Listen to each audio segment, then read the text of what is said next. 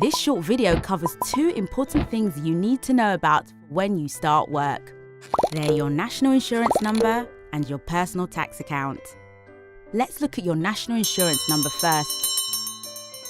Your national insurance number is sent to you automatically just before your 16th birthday in a letter from us. We're HM Revenue and Customs, or HMRC for short. Have you received yours yet? If you haven't, don't worry.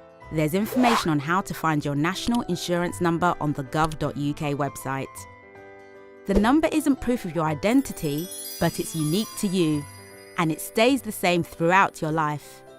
If you're wondering what it looks like, it's made up of letters and numbers like this.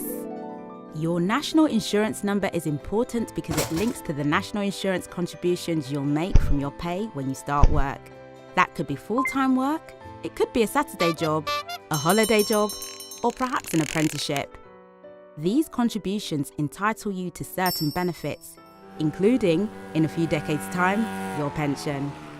You'll also need it when you use some important government services, for example, applying to the DVLA for a provisional driving licence. There are other organisations that will need to know what your number is. One of these is your employer, who will use it to make sure your national insurance contributions and tax are recorded correctly, and the student loan company, if in the future you apply for a student loan.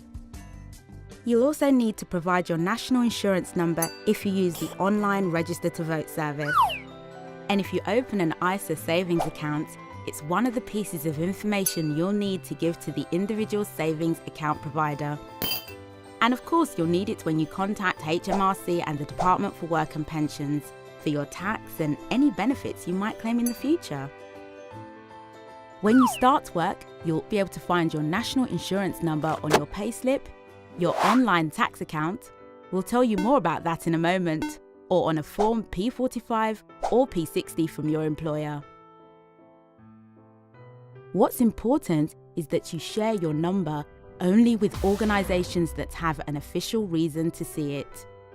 The second thing you need to know about is your personal tax account.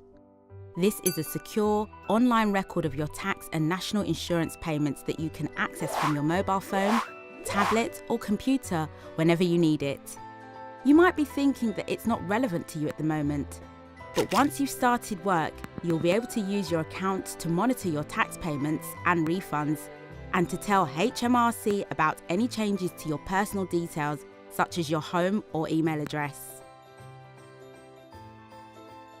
Just search for Personal Tax Account on the gov.uk website and follow the simple online instructions.